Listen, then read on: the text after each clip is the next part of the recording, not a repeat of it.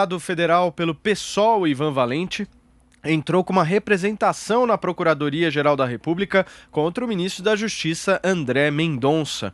O parlamentar pede que seja apurado o suposto uso da estrutura da Secretaria de Operações Integradas, a CEOP, do Ministério, para produzir relatórios sigilosos sobre opositores do próprio presidente Jair Bolsonaro. Ivan Valente também pede que seja instaurado um procedimento para investigar a prática de improbidade administrativa do ministro e demais servidores envolvidos nessas ações. Sobre a acusação, o Procurador Regional dos Direitos do Cidadão, Henrico Rodrigues de Freitas, enviou um ofício à Secretaria para que, em até 10 dias, preste informações sobre a ação do órgão. O relatório de inteligência sigiloso foi revelado pelo jornalista Rubens Valente, do portal UOL.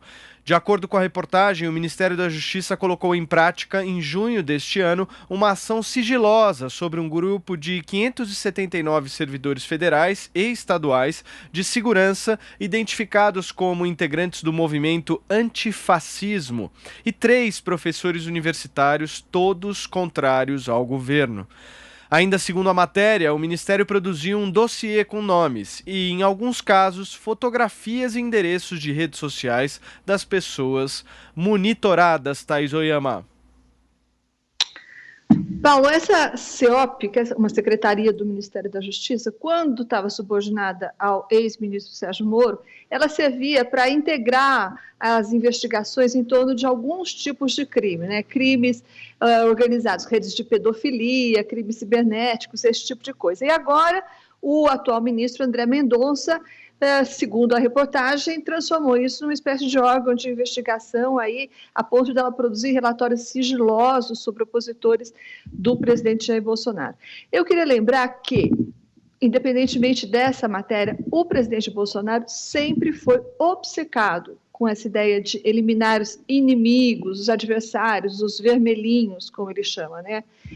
Vamos lembrar que em janeiro, um dos primeiros atos do novo governo, janeiro lá de 2019, um dos primeiros atos do governo foi afastar gente suspeita, como o próprio Bolsonaro falou. Para isso, ele deu ordens para que o então ministro Onyx Lorenzoni, que ocupava a Casa Civil, demitisse 320 funcionários da máquina pública que eles acharam que eram vermelhinhos lá.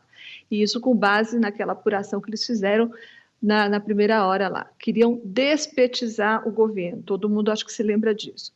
Também no início do governo, o presidente Bolsonaro escalou o deputado e amigão dele, o Hélio Lopes, o Hélio Negão, para fazer esse mesmo serviço. Então, grande parte do gabinete do deputado Hélio Lopes, que é muito ligado ao Carlos Bolsonaro, o 02, foi usado para ficar fazendo esse tipo de coisa. Era uma coisa muito amadora, inclusive. Eles ficavam lá no Facebook, no Twitter, não sei o quê, e vendo quais eram os integrantes do governo que tinham banners, pediam Lula livre, ou davam alguma dica de que eram do PT ou da esquerda, etc. Daí o deputado levava essa lista para os ministros que estavam chefiando essas pessoas. O próprio Mandetta chegou a receber o deputado Hélio Lopes com uma listinha na mão, lá a listinha de gente que ele deveria demitir, ele demitiu.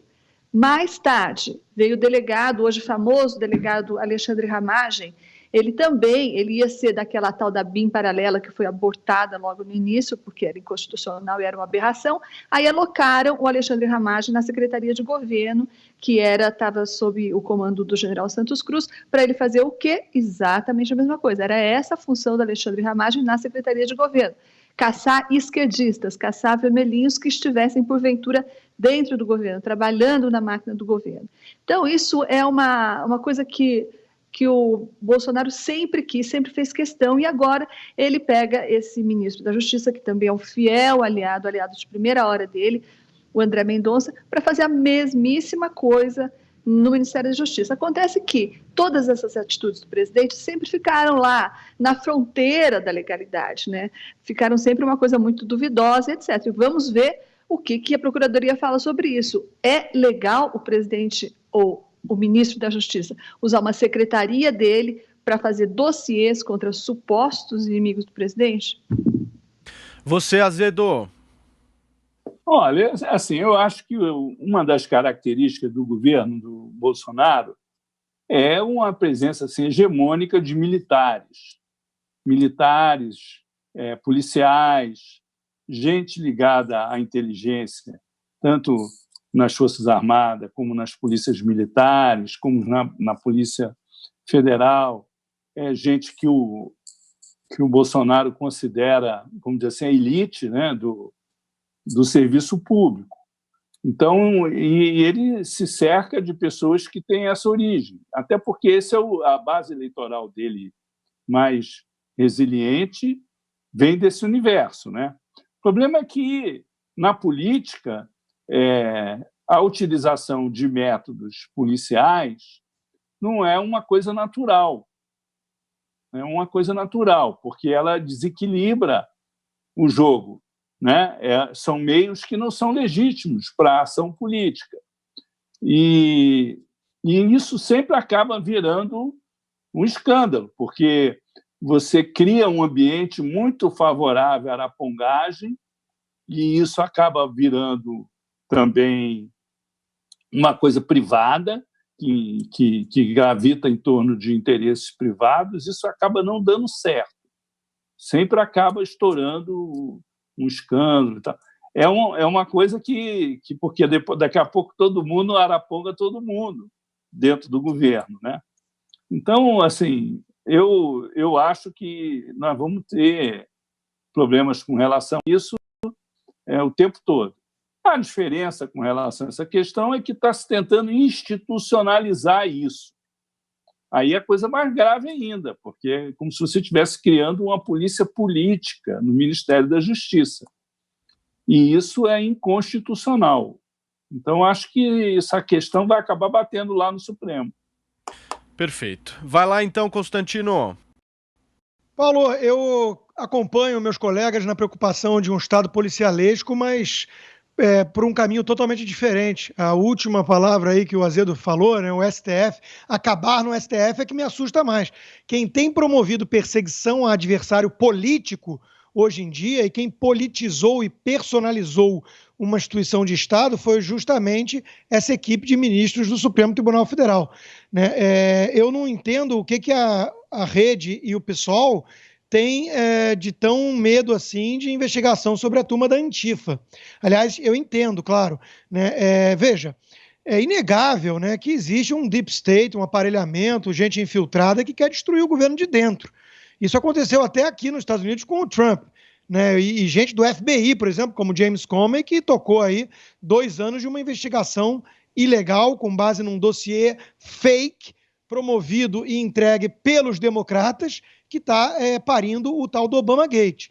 Então, esses escândalos não são novidade, né? Agora, tem que investigar essa turma, né? Professores, entre aspas, e funcionários públicos que ficam incitando, aí sim, ameaça, destruição e violência e baderna. Querem promover o caos. Antifa é um movimento fascistoide.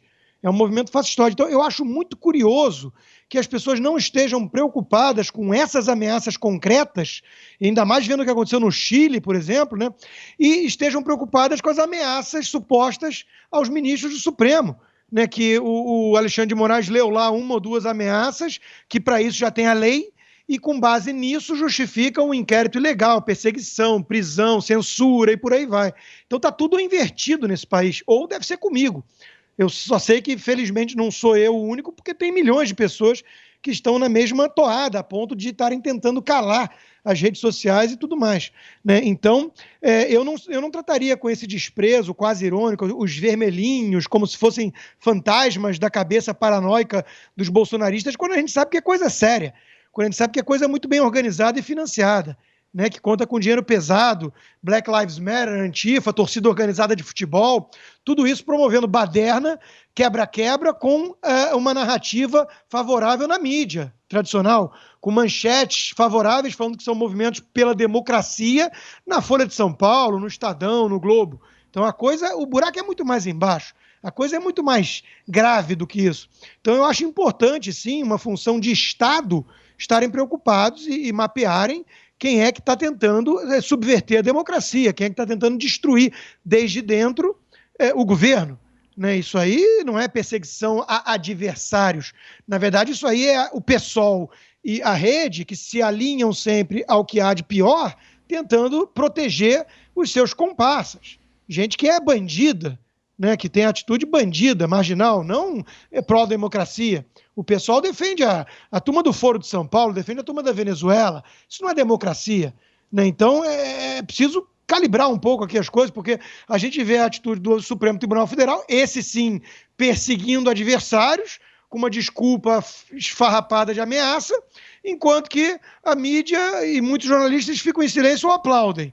E aí depois vai lá, tentando o governo, por meio do Ministério da Justiça, mapear quem são os subversivos, né, baderneiros que querem promover o caos, e isso aí é que é acusado de perseguição política. Está tudo invertido. Thaís Oyama pedindo a palavra. Pedi a palavra que acho que o Constantino misturou aí um pouco alhos e bugalhos, misturou STF com antifas, com blogueiros percebidos. Eu queria lembrar aqui que existe um órgão que serve justamente para monitorar potenciais violências, atos criminosos, terroristas até, que acontecem e que são tramados aí por baixo dos panos. É a BIM. A BIM já existia, a BIM é um órgão de governo e trabalhava, por exemplo, nos governos anteriores, quando o MST era mais ativo, para saber que diabo que o MST pretende aprontar, que fazenda que ele invadir, se isso ameaçava a estabilidade e a ordem pública. Serve para isso, é exatamente esse caso. Se tem fascista ou antifascista querendo tumultuar ou querendo ultrapassar limites, quem tem que cuidar disso é o órgão que existe para isso, que se chama a BIM. Eu não sei como o general Heleno até agora não esperneou, porque a meu ver, tem alguém passando por cima dele. Então, isso é uma coisa, a BIM tem essa prerrogativa, ela existe para isso, inclusive. Outra coisa, Constantino, é o presidente pegar um amigo dele, um homem de confiança que, por acaso, é ministro da Justiça, aliás, foi colocado por ele, evidentemente, no Ministério da Justiça, e mandar o sujeito, se a matéria estiver certa, mandar o sujeito investigar inimigos políticos. Isso é outra coisa muito diferente e isso, sim, tem uma gravidade que não se compara ao fato de uma investigação normal conduzida por órgãos de governo institucionais e reconhecidamente legais.